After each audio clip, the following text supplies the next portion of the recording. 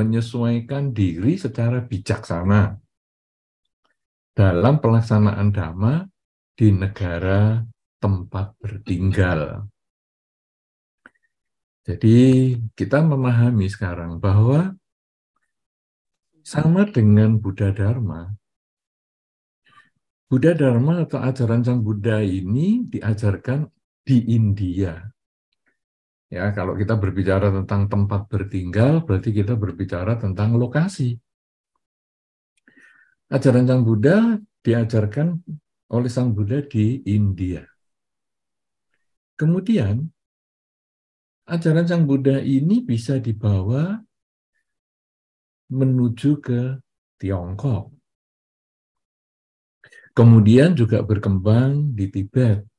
Sehingga kalau kita sekarang mengamati aliran-aliran ataupun tradisi-tradisi di dalam agama Buddha, maka kita akan melihat ada 3 tradisi besar, yaitu tradisi India yang dikenal dengan nama Theravada, kemudian ada tradisi Tiongkok yang dikenal sebagai Mahayana, dan ada tradisi Tibet yang dikenal sebagai Vajrayana atau Tantrayana. Kemudian dari 3 tradisi ini bisa berkembang ke tradisi-tradisi yang lain, tetapi pada intinya hanya ada 3 tradisi ini. Kita tidak mengatakan sebagai sekte ya, karena 3 tradisi ini hanya berbeda penampilan, berbeda upacaranya, tetapi intinya sama.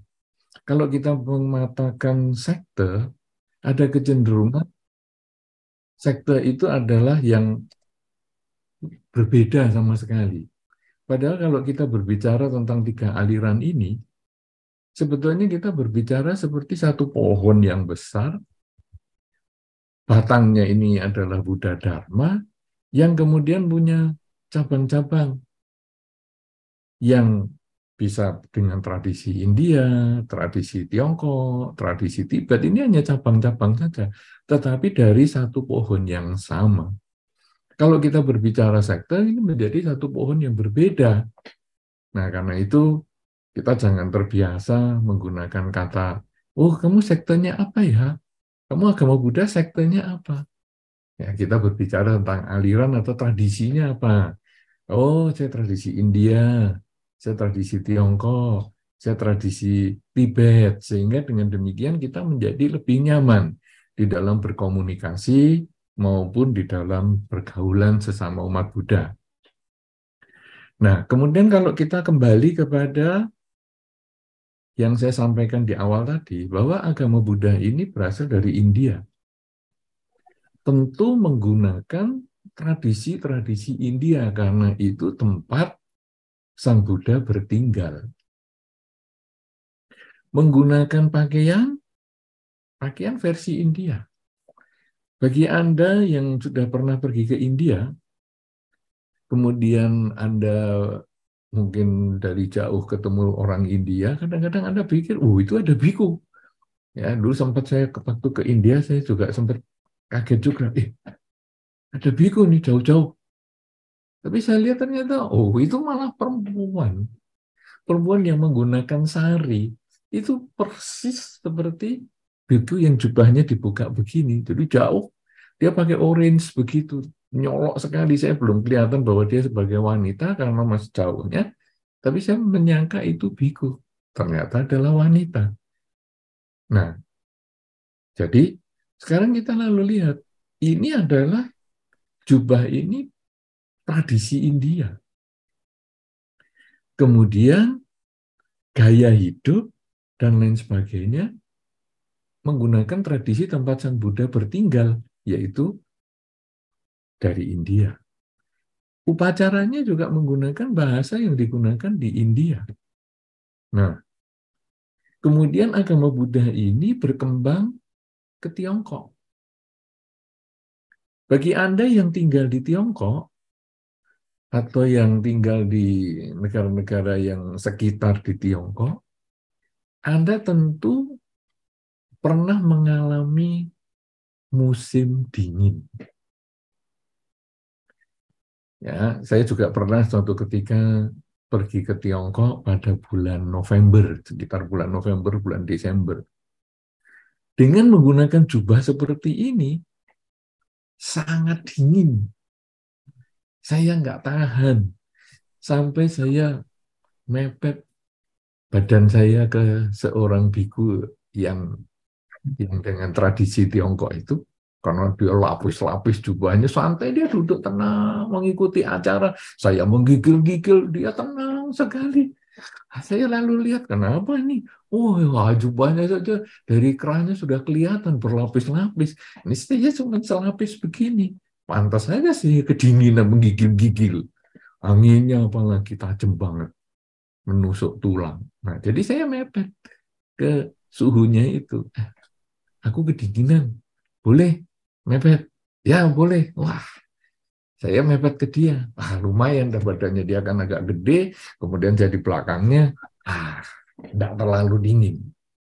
Dari situ kemudian kita memahami bahwa agama Buddha yang tadi berasal dari budaya atau tradisi tempat Sang Buddha bertinggal, yaitu di India, ketika menuju ke Tiongkok, ini tidak bisa semua dibawa budaya Tiongkok, budaya India ini dimasukkan Tiongkok. Salah satunya pakaian tadi. Kalau menggunakan pakaian seperti ini, menghadapi musim dingin, pasti nggak tahan. Nah, karena itu kemudian terjadi penyesuaian. Penyesuaian secara bijaksana. Jadi menggunakan pakaian versi Tiongkok. Ya, kalau Anda yang tinggal di Tiongkok mungkin masih sering bertemu dengan para biksu seperti itu, atau kalau Anda di wihara terdekat Anda ini menggunakan tradisi Tiongkok, maka Anda kalau berkunjung ke sana pasti masih ketemu dengan para biksu, biksuni yang menggunakan tradisi Tiongkok pakaiannya. Tapi kalau Anda belum pernah ketemu, Anda buka di YouTube saja film-film Shaolin misalnya. Nah, Anda sudah akan tahu, oh ini ya pakaiannya. Kok nggak sama ya dengan Bante Utamo ya? Ya iyalah, karena tinggalnya kan di Tiongkok. Nah, jadi bajunya juga versi di Tiongkok. Karena itu yang tahan lama, tahan dingin. Yang jelas musimnya tahan. Kemudian kalau Anda melihat para biku yang dari versi ataupun tradisi India, tidak menggunakan sepatu, tetapi menggunakan sandal, atau malah tidak pakai alas kaki. Coba di Tiongkok, tidak pakai alas kaki. Coba di Tiongkok pakai sandal kemudian ngadepi musim dingin. Wah, bisa menggigil-gigil. Nah, jadi kemudian para biksu di Tiongkok pun lalu menggunakan sepatu. Nah, kemudian sepatunya ada versi tersendiri dan lain sebagainya yang tidak digunakan oleh perumah tangga. Jadi para biku ini, walaupun di India pada zaman Sang Buddha menggunakan jubah seperti ini, itu berbeda dengan pakaian yang digunakan oleh perumah tangga. Jadi berbeda. Sehingga orang bisa membedakan, oh ini pakaiannya seorang biku ini. Karena ini adalah seragam. Sama dengan Anda misalnya, mungkin pergi ke kantor, ada sebagian kantor yang menggunakan seragam. Sehingga Anda akan ketahuan, oh ini dari kantor itu. Nah, temannya yang barengan ini kok seragamnya lain. Oh, ini berarti dari kantor yang berbeda, tetapi mereka berteman. Jadi kita di dalam kehidupan bermasyarakat pun ada dress code-nya yang menunjukkan kita itu ada di kelompok yang berbeda. Nah, Di zaman di India, ketika Sang Buddha bertinggal di India itu, para biku pun mempunyai dress code, yaitu jubah seperti ini. Dengan model yang Sang Buddha juga sudah nentukan.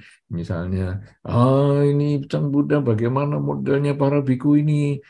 Karena dulu asalnya kan jubah ini dari kain kafan yang ditempel-tempel, dikumpulkan. Sehingga kalau mungkin Anda nonton film Shaolin tadi itu bisa seperti kaipang lah. Ya, jadi semacam, wah, ditempel-tempel, aneh-aneh bentuknya begitu ya. Putih tapi warna-warni yang bentuknya tidak beraturan. Kemudian kan muridnya bertanya, ini bagaimana ya, enaknya dikasih model apa? Oh, dikasih model sawah saja, sehingga ada kotak besar, ada kayak kotak kecil yang merupakan pematang sawah dan lain sebagainya. Nah, artinya para biku di zaman Sang Buddha bertinggal di India pun ada dress code-nya yang membedakan dengan perumah tangga. Kemudian ketika pergi ke Tiongkok, ajaran Sang Buddha ini berkembang di Tiongkok, dia juga menggunakan dress code yang berbeda dengan para perumah tangga di zaman itu.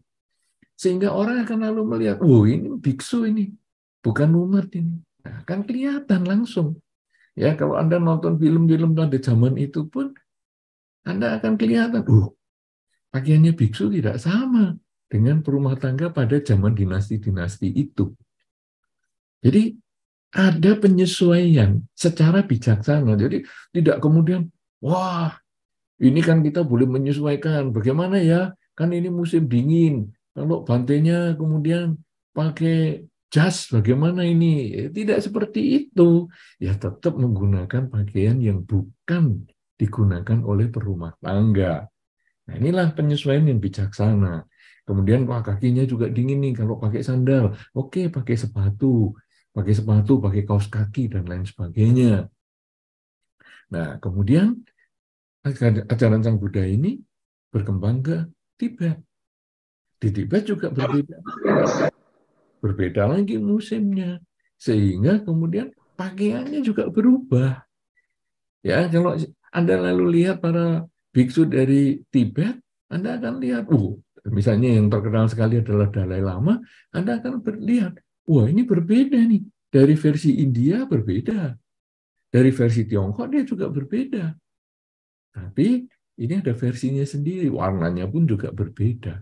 Nah, ini adalah penyesuaian secara bijaksana dan tetap berbeda dari perumah tangga biasa. Ini adalah pakaian. Kemudian upacara. Di India menggunakan bahasa India. Nah, kalau sekarang yang kita sudah kenal adalah dengan bahasa Pali. Kemudian agama Buddha ini yang berkembang ke Tiongkok, dia menggunakan bahasa yang berbeda. Bahasa Sanskerta. Kemudian juga berkembang di Tibet dan demikian juga. Ini ada perubahan-perubahan termasuk gaya hidup dan lain sebagainya. Tetapi pada prinsipnya perubahan ini adalah dengan kebijaksanaan. Nah, kebijaksanaan ini artinya kalau tadi para biku menyesuaikan dengan tempat, menyesuaikan dengan kondisi alam dan lain sebagainya, tetapi tetap dikenal sebagai biku atau biksu.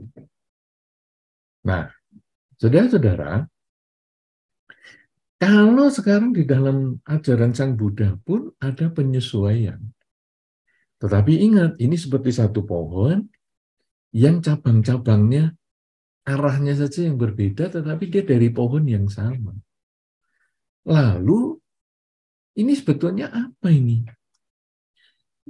Apakah yang berbeda hanya pakaian dan upacaranya atau gaya makannya dan lain sebagainya, cara makan dan sebagainya? Benar, yang berbeda hanya itu. Tetapi pohon Dharma, intinya Dharma tetap sama, yaitu kurangi kejahatan, tambah kebaikan, sucikan pikiran. Tetap sama. Kemudian juga mengenal 4 kesunyataan mulia, tetap sama.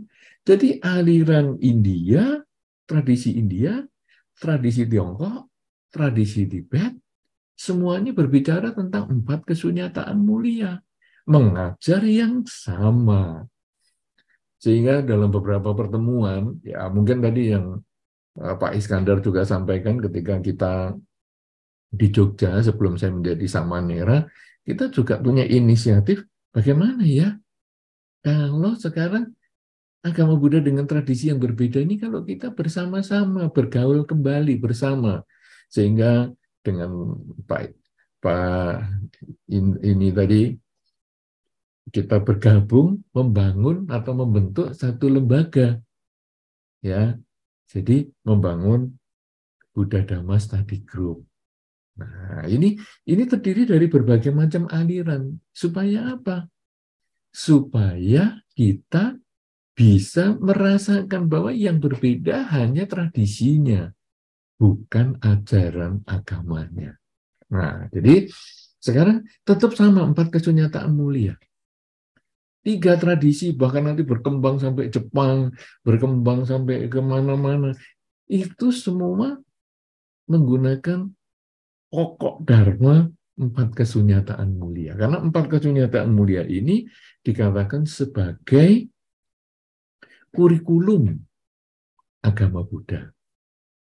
Nah, ini sama dengan kalau Anda membeli pakaian.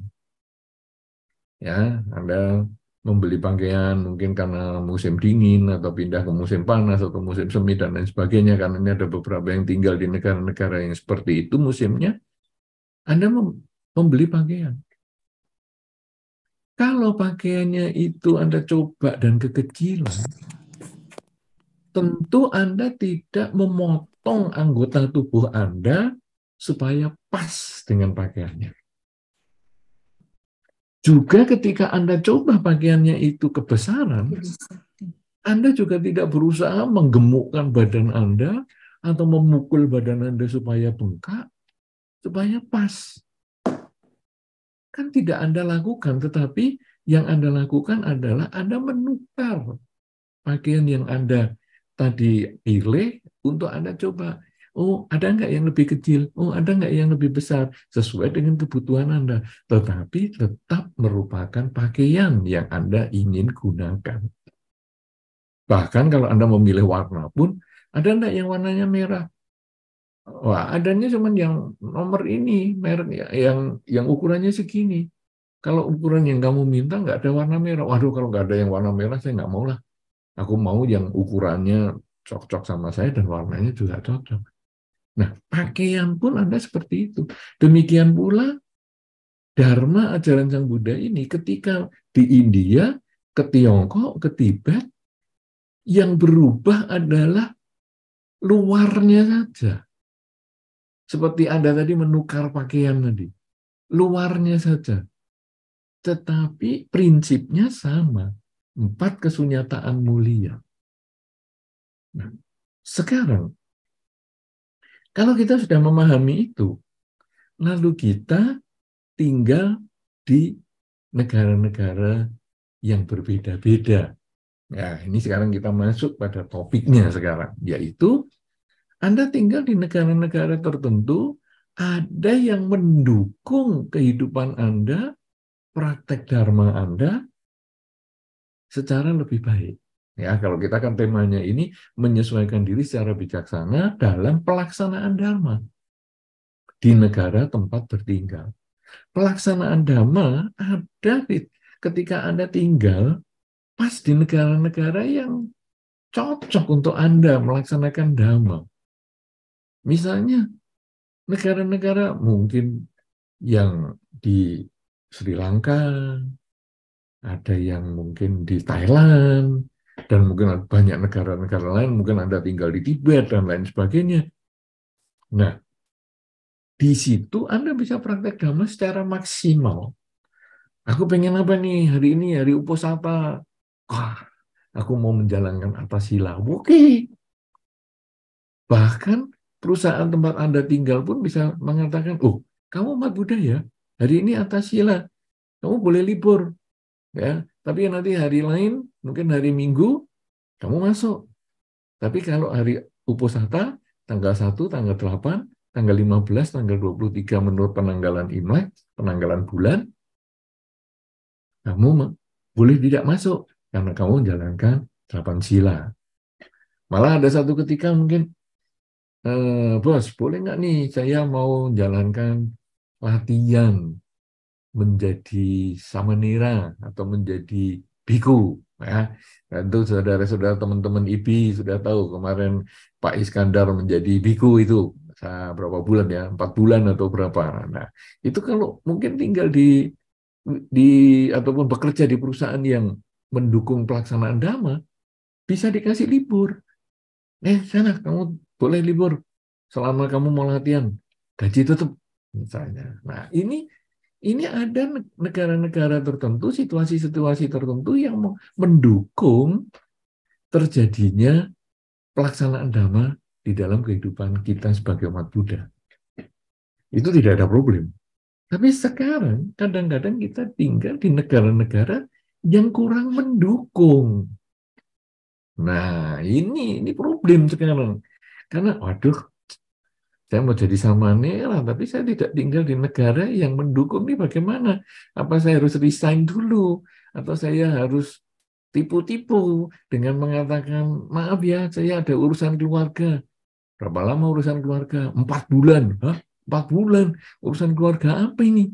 Nah, ya keluarga Buddha Dhamma lah. Ini sulit dimengerti oleh pimpinan perusahaan Anda. Nah, kita akan tinggal atau kita punya potensi tinggal di seperti itu. Kita harus ingat sekarang, kalau kehidupan para biku yang sebagai lembaga yang didirikan oleh Sang Buddha, itu pun bisa terjadi penyesuaian secara bijaksana. Apalagi kita sebagai umat Buddha biasa yang tinggal di rumah tangga, tentu bisa ada penyesuaian-penyesuaian dan banyak penyesuaian-penyesuaian yang kita bisa lakukan. Oleh karena itu, di dalam penyesuaian-penyesuaian ini, umat Buddha kemudian secara tidak terbuka itu dibagi menjadi beberapa golongan. Ada yang satu umat Buddha golongan garis keras. Istilah saya mungkin golongan umat Buddha garis lurus. Jadi pokoknya saya maunya gini. Bos, saya mau latihan sama Nira, bos. 1 minggu saja. Tidak bisa. Kamu tidak boleh latihan seperti itu. Oke, kalau gitu saya resign. Wah, ini umat Buddha golongan garis lurus. Tidak belok-belok. Saya siap berkorban apapun juga. Ya, oke lah.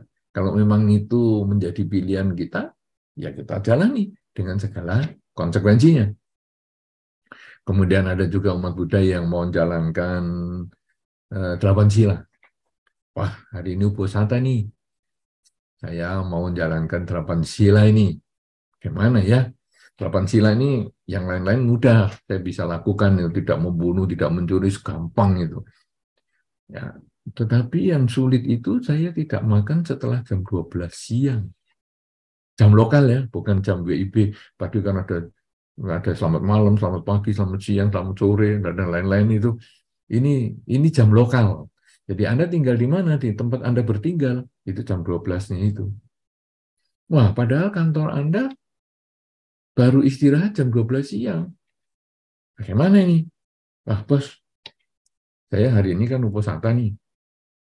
Saya mau istirahat lebih awal ya. Saya jam 11 istirahat sampai jam 12. Nanti jam 12 teman-teman istirahat makan, saya malah masuk. Oke, bos? Oh, nggak bisa. Istirahat semua. Masuk semua. Wah, saya ini yang penting jalankan sila. Kerja bagi saya yang sampingan. Saya resign. Ini agama Buddha garis lurus ini. Sudah nggak belok-belok nih dia. Ya, nah, sudah itu bagian yang pertama. Dengan segala risikonya. Ada umat Buddha yang garis tidak lurus, tapi melengkung. Nah, ini garis melengkung ini artinya apa? Ini sama dengan kalau Anda lurus kan nabrak nih. Ya belok dong. Belok. Nah, ini gimana nih? Wah, saya ini mau menjalankan latihan samanera 1 minggu. Izin sama bos nggak boleh. Gimana ya? Ya sudahlah, saya ngambil nanti waktu cuti bersama saja. Nah, cuti bersamanya apa nih? Nah, mungkin kalau yang tinggal di Tiongkok, yang mungkin cuti bersamanya waktu Imlek misalnya, sampai Cap Gome. Sudah saya ambil itu. Jadi kita bareng liburan. Bagi yang tinggal di negara-negara yang cuti bersamanya itu kalau Lebaran, nah, seperti di Indonesia misalnya, saya latihan sama nerannya di pas Lebaran saja. Nah, jadi kita belok ini. Nah, enggak ada programnya pas Lebaran. Ya enggak apa-apa, nanti saya nyari untuk cari program sendiri, entah di mana, pokoknya saya nyari pas saya liburan. Saya mengalahkan keluarga saya mengalahkan pekerjaan saya untuk ini. Ya, jadi saya nunggu pekerjaan saya sampai libur, baru saya jadi samanera. Saya nunggu kesempatan untuk keluarga, baru saya jadi samanera. Nah, itu garis bengkok. Ya, tidak lurus. Kemudian, ini bagaimana ya? Saya mau menjalankan 8 sila ini. Tapi kantor istirahat jam 12, saya nggak boleh maju. Ya sudahlah, saya sekarang ya belok. Artinya apa? Sila itu kan dilatih untuk menjaga komitmen kita. Jadi, sekarang gini aja. Karena saya nggak boleh istirahat kurang dari jam 12, saya hanya punya waktu jam 12 sampai jam 1, maka waktunya latihan tidak makan setelah jam 12 itu saya geser. Ya, tadi dari jam 11 sampai jam 12, sekarang saya geser menjadi jam 12 sampai jam 1. Pokoknya kalau sudah jam 1 siang, saya nggak makan. Nah, jadi saya sistemnya geser. Wah, tapi kantor kita ini pas lembur ini. Nggak bisa istirahat. Kalau sudah begitu, gimana nih? Geser atau enggak? Ya, hari ini ya jam 3 ya, saya makan jam 3 saja lah. Besok saya jalankan 8 silanya. Ya gimana lagi, karena enggak boleh jamnya yang sesuai. Nah, ini garis bengkok. Jadi kita menghindar kalau memang perlu. Nah, itu adalah umat Buddha yang kedua. Pokoknya saya menyesuaikan diri dengan bijaksana di mana tempat saya bertinggal, saya bisa melaksanakan dhamma. Nah, lalu jenis yang ketiga apa ini? Nah, ini garis acak-acakan. Nah, jadi satu garis lurus, tidak kenal kompromi. Kedua, garis bengkok, boleh kompromi. Garis ketiga, acak-acakan. Nah, ini garis yang ruwet. Artinya apa? Suka-suka. Jadi, saya jalankan sila, ya saya suka-suka. Kalau perlu, misalnya tadi saya jalankan sama Nera. Ya, gimana ya? Ya, sudahlah. Saya mungkin di kehidupan ini saya tidak bisa lah. Kantor ya nggak bisa ditinggal. Keluarga ya nggak bisa ditinggal. Ya sudahlah, nanti di kehidupan mendatang saya seminggu jadi samanera. Wah, ini sudah nggak mau usaha. Padahal mestinya bisa, tapi ya sudahlah, nggak usah. Atau, saya jadi samanera dengan dengan baju biasa saja lah. Pokoknya saya jalani kehidupan sebagai samanera, tapi baju saya baju biasa. Di rumah lagi, dengan keluarga saya. Nah, ini garis acak-acakan ini. Ya, kemudian, ini bagaimana nih? Saya menjalankan 8 sila. Gimana ya? Ya, sudahlah. Sekarang kalau jam 12 siang, nggak boleh ya. Saya mengemil saja lah, makan kue. Ya, jadi nanti kalau jam 11 saya makan kue saja. Jadi nanti habis itu kemudian baru makan nanti jam 12, jam 1 atau jam 3 ya terserah. Ini garis yang nggak jelas. Tetapi ya dia tetap berusaha melaksanakan. Kenapa dia mengatakan begitu?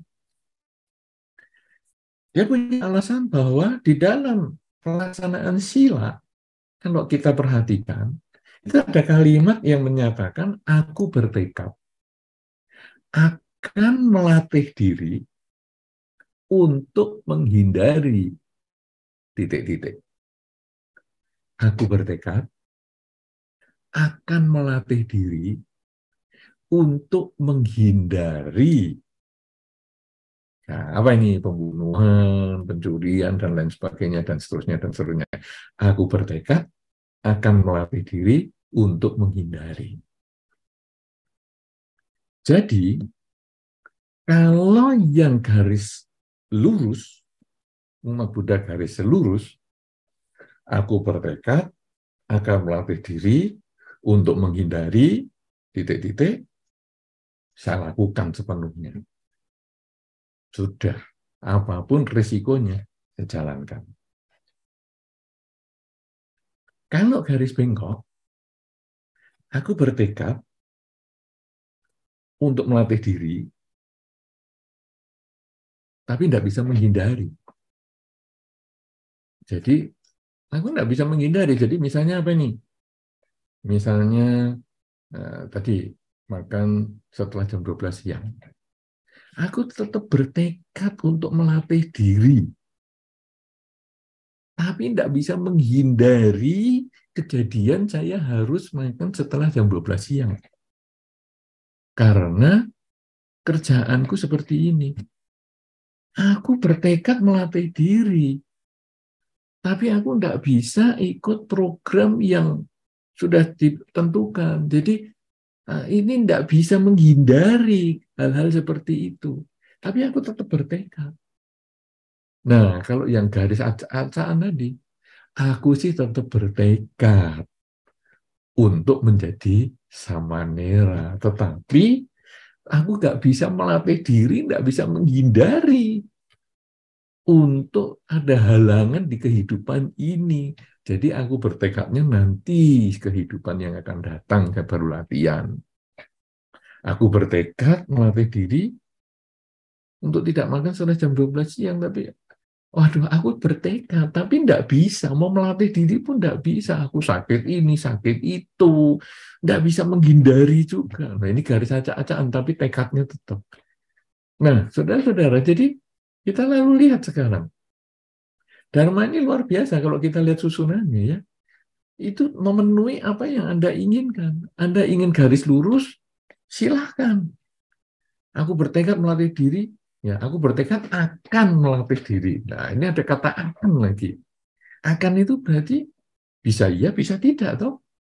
Aku bertekad akan melatih diri untuk menghindari. Ada tiga aturan di situ. Tekad, melatih diri, menghindari. Bisa semua, garis lurus. Bisa dua, tidak bisa terhindari, garis bengkok. Tidak bisa dua, yang ada hanya tekad, garis acak-acakan. Tidak ada tekad, yang tidak usah jadi umat Buddha.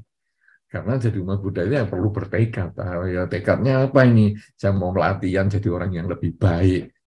Dan seterusnya, dan seterusnya. Nah, jadi sekarang kita lalu tahu bahwa kalau kita mau melaksanakan Dhamma, bisa menyesuaikan diri secara bijaksana itu, kita sekarang lihat dengan latihan-latihan ini. Sudahkah tekad saya terpenuhi untuk latihan menghindari hal-hal yang buruk? Nah, sekarang kalau kita Pancasila Buddhis ini kita kembangkan, kita kan bukan hanya aku bertekad akan melatih diri menghindari pembunuhan, pencurian, dan sebagainya, tetapi kita gabungkan dengan kurangi kejahatan, tambah kebaikan, dan sucikan pikiran, maka aku bertekad akan melatih diri untuk menghindari perbuatan-perbuatan yang tidak baik. Aku bertekad akan melatih diri untuk melakukan hal-hal yang baik. Aku bertekad untuk melatih diri melakukan tindakan menyucikan pikiran. Jadi apapun yang Anda ingin kerjakan di negara-negara Anda tempat bertinggal, ingat baik-baik bahwa aku bertekad akan melatih diri untuk menghindari titik-titik. Kemudian Anda cocokkan dengan kelakuan Anda, saya mau garis lurus, garis bengkok, atau garis acak-acakan. Dengan cara seperti ini, maka kebijaksanaan itu terletak pada Anda. Bukan terletak pada teman Anda. Tidak bisa kemudian Anda mengatakan, wah, aku dikatain gini, nggak boleh, ini berarti aku salah ini. Setiap orang punya tekad masing-masing, setiap orang punya latihan masing-masing, setiap orang punya usaha masing-masing. Ada satu ketika, ada orang bertanya kepada saya begini, saya ini orang yang tinggal di pinggir laut. Saya tinggal di pantai. Dari nenek moyang saya adalah nelayan. Tentu kita tahu nelayan itu kerjanya setiap pagi, setiap hari, setiap waktu adalah melaut dan menjaring ikan. Banyak sekali ikan yang dijaring dan dijual. Apakah saya tidak punya hak untuk menjadi umat Buddha? Kenapa? Karena saya sudah melanggar sila yang pertama. Saya selalu melakukan pembunuhan. Saya terkondisi seperti itu di tempat saya bertinggal. Nah, saudara-saudara, kita tidak bisa kemudian mengarahkan ke garis lurus semua. Kamu sebagai umat Buddha ya, harus tahu konsekuensinya. Bahwa umat Buddha itu tidak boleh membunuh. Sehingga konsekuensinya Anda tidak boleh jadi nelayan. Wah, kalau caranya begini kan nelayan tidak ada yang umat Buddha. Padahal di negara-negara Buddhis, nelayan juga ada. Dan pasti mereka juga Buddhis. Loh, jadi gimana ini? Nah, kita kemudian katakan bahwa rumusannya adalah aku bertekad melatih diri untuk menghindari. Pembunuhan memang kamu tidak bisa hindari. Kamu sebagai nelayan sudah harus melakukan seperti itu di lingkunganmu. Selama kamu belum keluar dari lingkungan itu. Karena mungkin saja kamu kuliah, kemudian kamu kerja di kota yang lain yang jauh dari pantai dan sebagainya, dan akhirnya kamu tidak perlu lagi menjadi nelayan misalnya. Tetapi sekarang kamu masih tinggal sebagai nelayan, gimana ini? Tetap kamu boleh menjadi umat Buddha. Nah, umat Buddha ini kan minimal ada 5 sila, tidak membunuh, mencuri, berzina, bohong, dan mabuk-mabukan. Nah, kamu sudah melakukan pembunuhan. Maka keempat sila yang lain ini harus dijaga baik-baik. Jadi jangan mengatakan, aduh aku ini sudah membunuh ya, ya sekalianlah mencuri, berzina, bohong, dan mabuk-mabukan, sudah sekalian aja nanggung kalau cuma satu yang dilanggar, lebih baik 5. Nah ini kan hancur, kita kemudian akan tenggelam ke alam-alam menderita. Tetapi kita sekarang yang 4 ini kita jaga baik-baik. Aku sudah melakukan pembunuhan, tetapi aku tidak mau melakukan pencurian, perzinahan, bohong, dan mabuk-mabukan. Aku jaga baik-baik. Pembunuhan ini pun aku tidak bisa menghindari. Aku kan bertekad akan melatih diri. Tetapi tidak bisa aku hindari. Lingkungan kerjaanku, lingkungan keluargaku seperti itu. Aku tidak bisa menghindari. Tetapi apabila kondisinya memungkinkan, aku bertekad melatih diri. Pada satu saat aku akan bisa menghindari. Nah, dengan cara seperti ini, maka batin kita ini akan menjadi tenang. Walaupun mungkin kadang-kadang kita ini bisa, aduh, Aku ini tinggal di lingkungan yang menganggap minuman keras sebagai minuman pergaulan. Gimana ya? Masa saya diajak minum-minum, kemudian saya pesan es jeruk, kan saya bisa bisa diketawain. Loh, kamu kok malah pesan es jeruk? Ini yang lain kan minumnya alkohol. Oh, saya garis lurus nih. Nah, begitu kita ngomong garis lurus, ya sudahlah. Lain kali kamu nggak usah ikut grup kita. Wah, kita selesai. Akhirnya bisnis kita pun jadi mampet nih. Nah, tapi kalau itu memang kita garis lurus, risiko itu kita harus terima. Nah, kemudian sekarang bagaimana ini? Ya garis bengkok. Nah, aku sudah minum minuman keras nih, waduh terpaksa nih. Ini saya masuk ke budaya yang kalau pulang kerja harus minum minuman ini. Saya belum punya alternatif negara lain, tempat pekerjaan yang lain. Ya sudahlah, saya jalani ini. Berarti saya sudah melanggar sila yang kelima, yaitu aku bertekad akan melatih diri untuk menghindari makan minum yang dapat mengurangi kesadaran. Nah, bagaimana ini? Kan kalau kita baca-baca, waduh, makan permen yang isinya alkohol saja sudah melanggar sila yang kelima ini. Apalagi saya tiap pulang kerja diajak teman minum, diajak bos minum. Kalau saya minum es jeruk nanti bos marah-marah dan kemudian saya besok sudah tidak boleh masuk lagi ke kantornya. Waduh berat ini. Ya sudah, saya minum. Saya memang bertekad akan melatih diri, tapi tidak bisa menghindari minum minuman keras. Tetapi saya menjaga keempatnya ini dengan baik. Aku tidak mau membunuh, tidak mau mencuri, tidak mau berzina, tidak mau bohong. Jadi kalau ditanya, kamu mabuk ya? Iya, beres toh. Daripada kamu mabuk ya? Enggak mabuk. Ini pertanyaan yang paling sering diulang dan dijawab dengan yang sama. Mungkin Anda pun kalau ketemu dengan kebudayaan yang seperti itu, Anda akan tahu. Kamu mabuk ya? Enggak. Lah, sudah mabuk sekarang malah bohong. Ya kenapa nggak ngomong, iya mabuk memang ini, kepala aku berat banget, puyeng nih. Nah, jadi yang empat ini dijaga. Nah, tiap negara punya kesulitan masing-masing dalam menjalani dharma. Tetapi tidak membuat kita harus berhenti melaksanakan dharma. Kita lalu ingat bahwa dharma yang kita laksanakan itu banyak. Kalau memang ada satu atau dua yang belum sempurna kita laksanakan, kita harus maklum, memaklumi diri sendiri, menerima diri dengan kekurangan kita, dan kita punya tekad untuk melatih diri, melaksanakan kembali latihan kita ini di masa-masa yang sesuai. Misalnya, apakah saya menunggu masa pensiun, ya seperti Pak Iskandar ini kan kemarin menjadi biku 4 bulan kan menunggu masa pensiun. Nah ini sebetulnya kan artinya tekad itu ada, tekad untuk melatih diri, tapi karena waktu itu tidak bisa menghindari, terpaksa harus bekerja di lingkungan yang tidak mendukung untuk menjadi samanera ataupun biku. Ya sudah, tungguin aja sampai pensiun. Kemudian pensiun baru untuk masuk ke jadi biku dan lain sebagainya. Nah, ini sebetulnya adalah cara-cara yang bijaksana.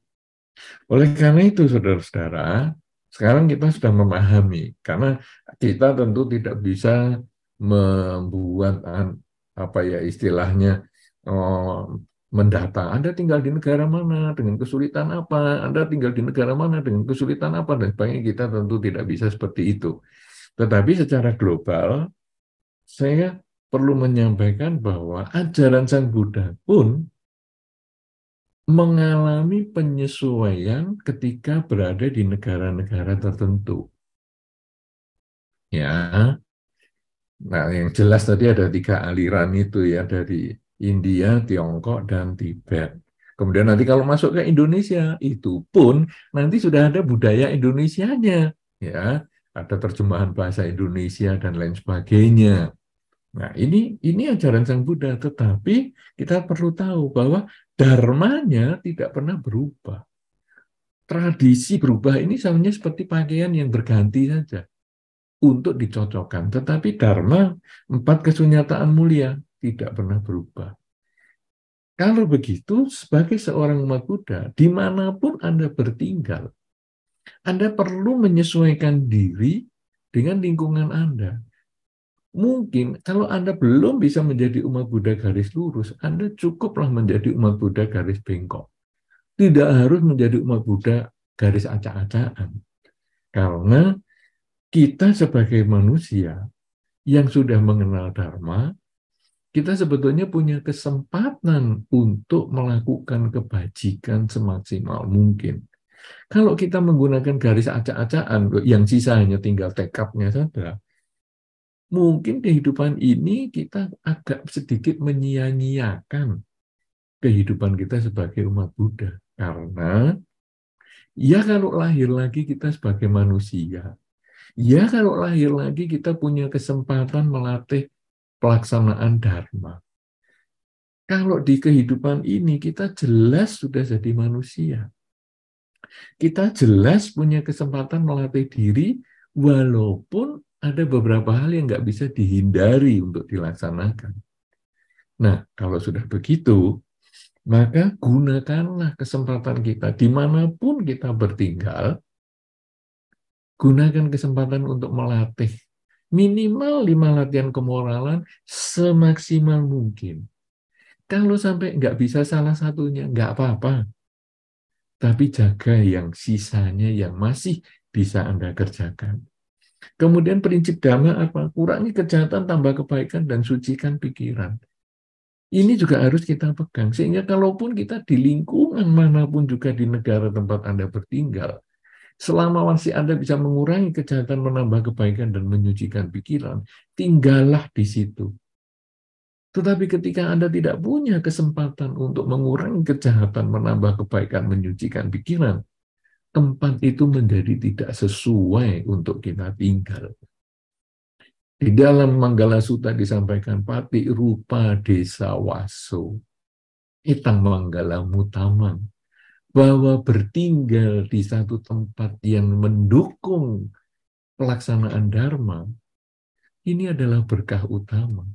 Kalau Anda tinggal di tempat yang tidak bisa untuk mengurangi kejahatan, tidak bisa untuk berlatih menambah kebaikan, tidak bisa berlatih untuk menyucikan pikiran, tempat itu tidak sesuai untuk Anda.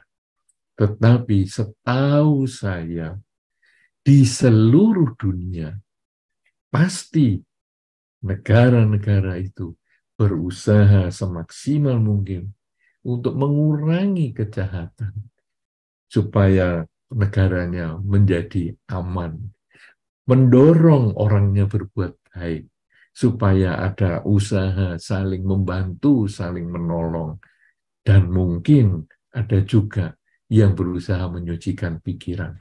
Artinya, kalau tidak bisa garis lurus, minimal garis bengkok. Dengan cara seperti itu, kehidupan kita sebagai manusia yang mengenal Dharma akan bisa mendapatkan manfaat yang sebesar-besarnya dimanapun Anda tinggal.